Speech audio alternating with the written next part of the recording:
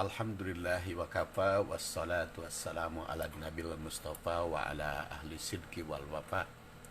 Kaum muslimin rahimakumullah, saya ingin melanjutkan bahasan jinayat atau fikih jinayat seri ke-32, yaitu sedang membahas iman, hijrah, dan jihad. Kajian surat Al-Baqarah 218. A'udzubillahi minasyaitonirrajim. Innal ladzina amanu wal ladzina hajaru wa jahadu fi sabilillah ulaika yarjuna rahmatallah wallahu ghafurur rahim. Dan pada pertemuan ke-31 sampai bahasannya innal ladzina amanu, sehingga kita memperoleh gambaran apa perbedaan iman, fasik, nifak, dan kufur berdasar kajian awal surat Al-Baqarah. Dan sekarang waladina hajaru yaitu orang-orang yang berhijrah. Innaladina amanu, sesungguhnya orang yang beriman, waladina hajaru, dan yang berhijrah. Hijrah menurut bahasa berarti pindah, baik secara fisik maupun non fisik. Jadi secara bahasa hijrah itu pindah.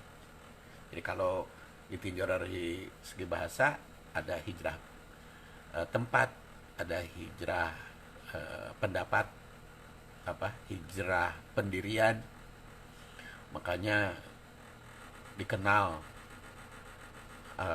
di kalangan artis ada artis hijrah karena ada perbaikan dari yang sebelumnya. Al-Qurtubi mengartikan al-hijrah maknaha al-intiqal min maudi'in ila maudi'in wa qasdu tarkil awal isaron lisani. Hijrah itu atau hijrah maknanya atau artinya adalah al-intiqal, pindah, naklun itu pindah. Makanya kalau di negeri Arab itu ada transportasi itu wizaratun nakli, departemen perhubungan juga ya, nakal. Al-intiqal, pindah, min maudiin, dari satu tempat, ila maudiin, ke tempat lain. Wa qasdu tarkil awal, dan meninggalkan yang pertama, yang ditinggalkan isaron lisani. Itu sehingga berada pada tempat yang kedua. Jadi walaupun bekas di tempat pertamanya ada kesan, tapi itu dibawa ke dua sebagai strategi perpindahan kepada yang lebih baik. Pengertian semacam ini bisa dipahami bahwa hijrah itu perpindahan posisi, baik secara fisik maupun non-fisik.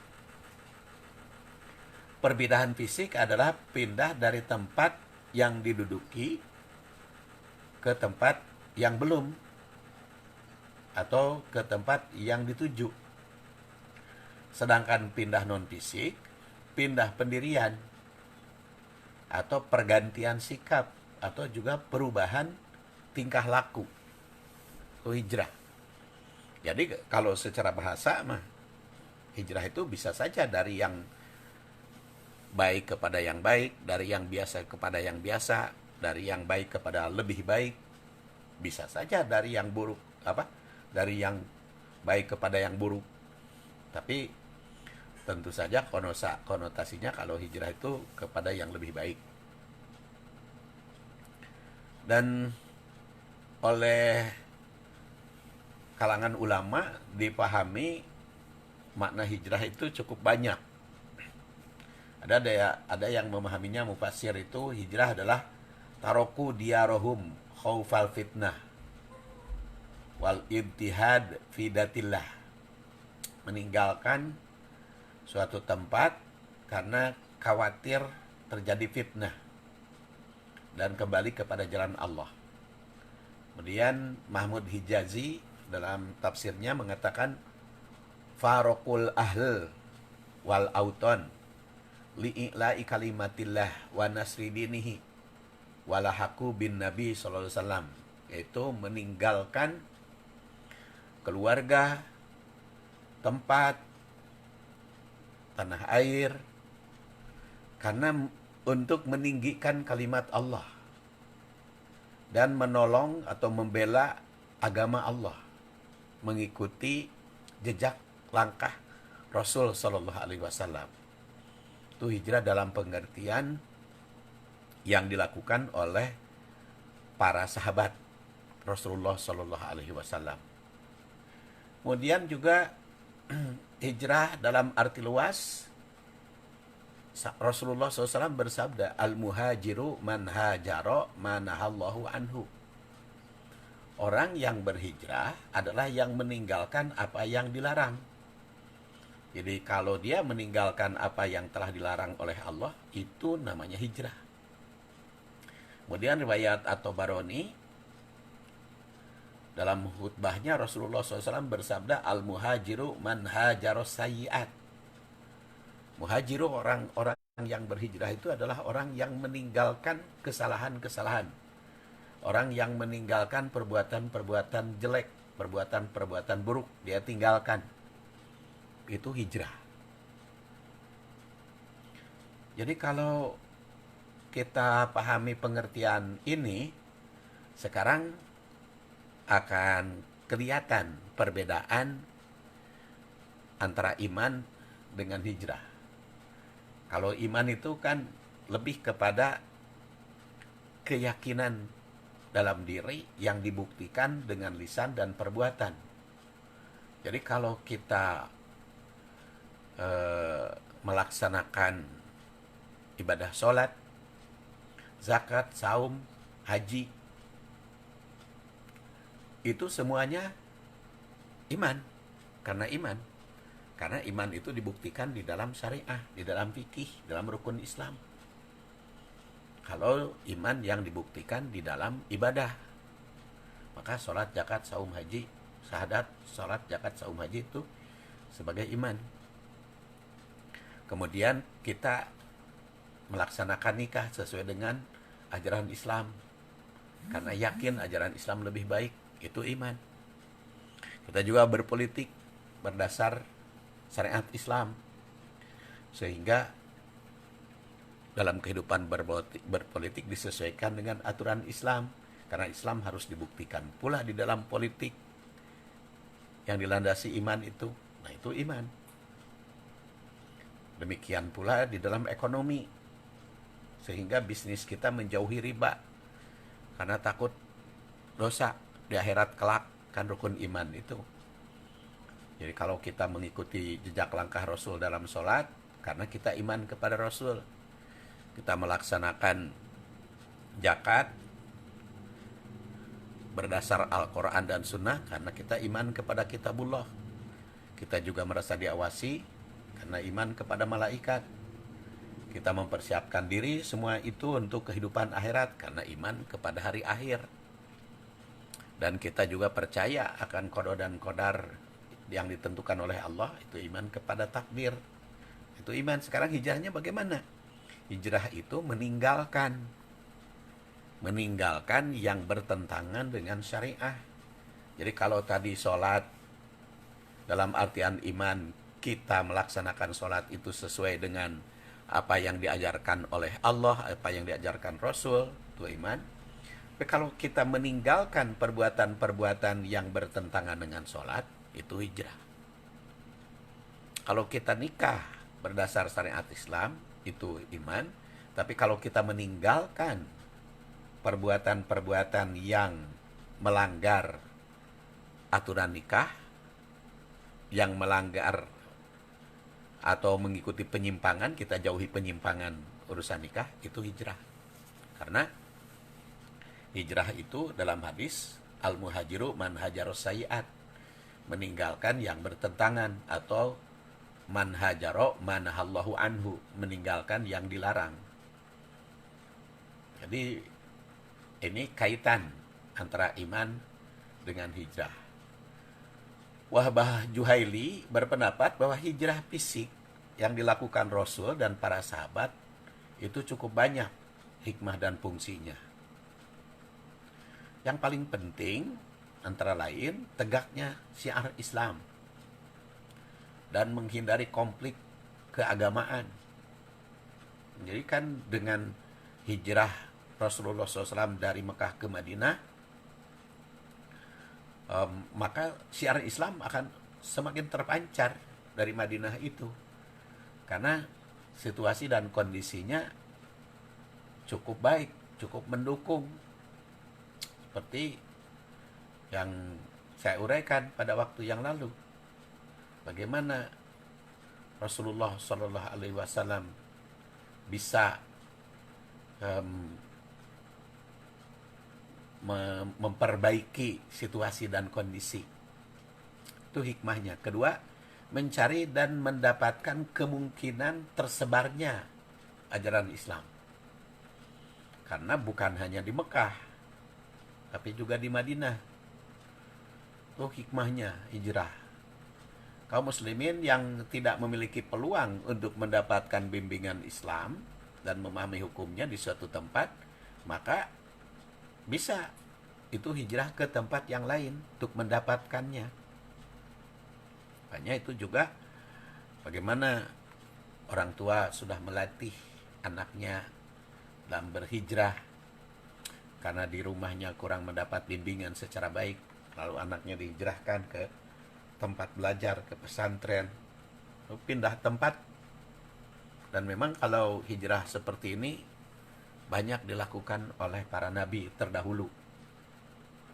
Ya, kalau Nabi Adam hijrah dari surga ke bumi, kemudian Nabi Nuh hijrah juga, Nabi Ibrahim, apalagi Nabi Ibrahim cukup lama, cukup panjang hijrahnya dari kota Ur ke Haroh, ke Palestina, ke Mesir, ke Mekah, Palestina lagi. Kemudian juga Nabi Musa, ya, Nabi Musa juga dari Mesir ke Yordan atau ke yang negeri Su'eb itu, kemudian ke Palestina, ke Tursina, Nabi Musa sampai ke tempat-tempat yang lainnya cukup banyak, ya. Nabi Musa sampai setelah Madian ke berbagai tempat. Rasulullah SAW juga berhijrah, dan masih banyak para nabi yang lain. Itu nampak hijrah itu besar hikmahnya. Kemudian juga kata Al-Juhaili, mana yang ketiga, persiapan program untuk terwujudnya pemerintahan yang islami dan penyebarluaskan syiar Islam ke seluruh penjuru dunia. Itu manfaat atau nilai hijrah. Kemudian Ibnul Arabi memaknai hijrah itu tidak kurang dari 6 macam. Yang pertama, melepaskan diri dari desakan perang yang merugikan muslimin, menuju ke tempat yang menguntungkan Islam dan muslim, seperti perpindahan dari Darul Harbi ke Darul Islam atau ke, itu makna hijrah yang pertama. Jadi membela diri sebagai muslim dan membela sesama muslim. Kemudian yang kedua, menghindarkan diri dari perbuatan bid'ah demi menyelamatkan as-sunnah. Karena di satu tempat perbid'atan itu sudah merajalela sehingga sulit diperbaiki, Sehingga kalau kita diam di tempat itu jadi masalah, dicurigai, diperangi, kalau tidak ikut bersama mereka dianggap orang minculak, orang terkucil, ikut mereka karena perbedaan banyak. Nah, itu juga hijrah.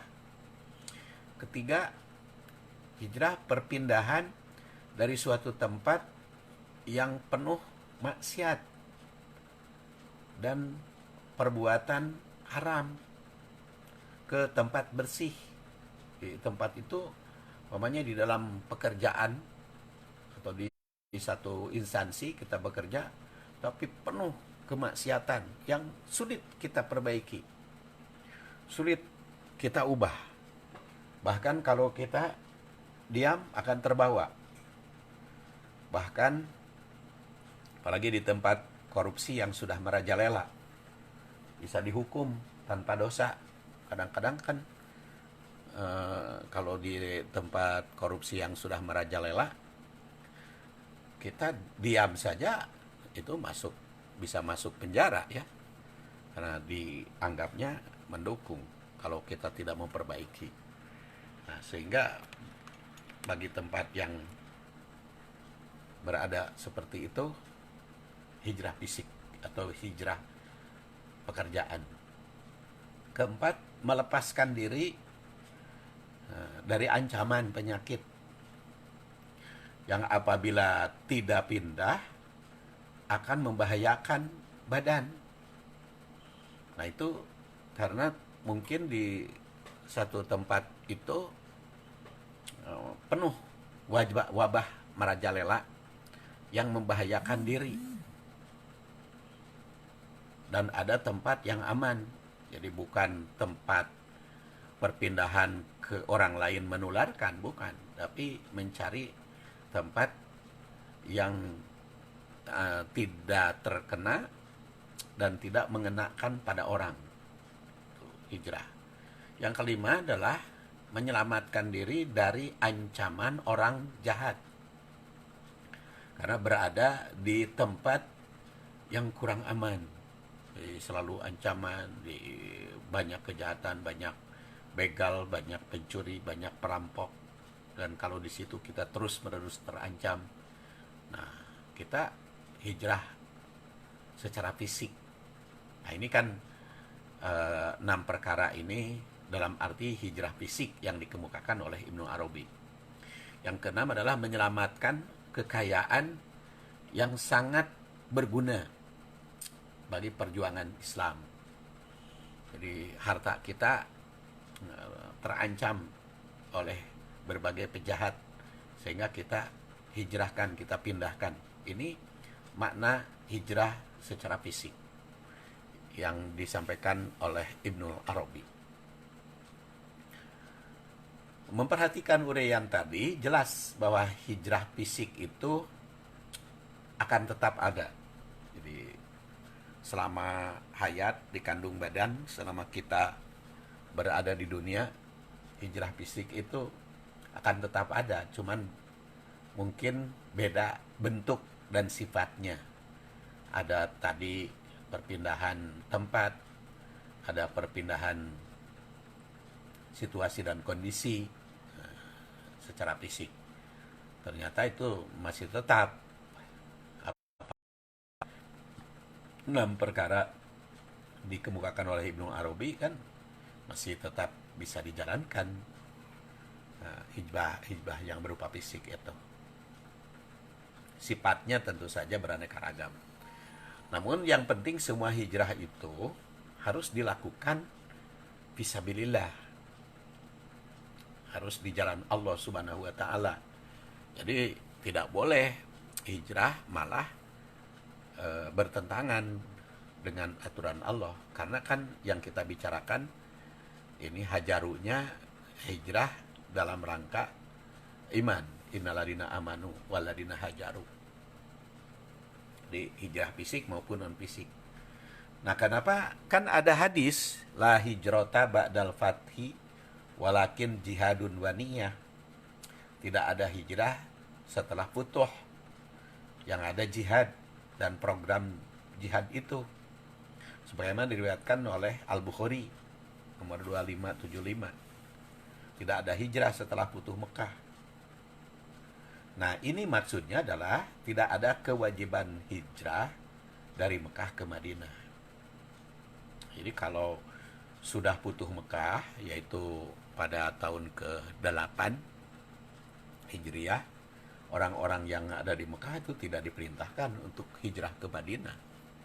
Memang sudah Muslim, sudah Islam berjaya, berkuasa. Jadi yang dimaksud dengan tidak ada hijrah setelah Futuh Mekah itu tidak ada kewajiban orang Mekah pindah ke Madinah. Tapi kalau hijrah dalam arti cukup luas seperti yang saya uraikan tadi, itu akan tetap ada. Hal ini tampak sekali bahwa Rasulullah SAW tidak mewajibkan Muslim hijrah dari Mekah ke Madinah setelah Futuh Mekah. Tapi kan beliau tetap memerintahkan hijrah non-fisik atau hijrah sikap atau perbaikan dari satu situasi ke situasi yang lain. Jadi kalau seperti tadi saya katakan, kalau iman itu lebih kepada keyakinan yang dibuktikan di dalam hati, diucapkan secara lisan, dan dipraktekkan di dalam perbuatan, sehingga segala macam yang kita lakukan itu sesuai dengan aturan Islam yang dilandasi kepada landasi iman kepada yang 6 perkara, itu adalah iman. Nah, sedangkan kita menjauhi hal-hal yang bertentangan dengan keimanan, bertentangan dengan keislaman, serta meninggalkan penyimpangan sekecil apapun, itu adalah hijrah. Atau hijrah juga adanya perbaikan dari satu situasi ke situasi yang lain, dari kebodohan ke kepintaran. Jadi kalau para pelajar, mahasiswa itu lebih banyak hijrahnya karena perpindahan dari kekurangan ilmu kepada penambahan ilmu. Nah, landasannya tetap iman. Nah, tinggal kita nanti adalah wajahadu fisabilillah, jihad. Kita akan tafsirkan pada periode yang akan datang ya. Kita tutup dulu. Ghafarahuli walakum. Walhamdulillahirabbil alamin. Assalamualaikum warahmatullahi wabarakatuh.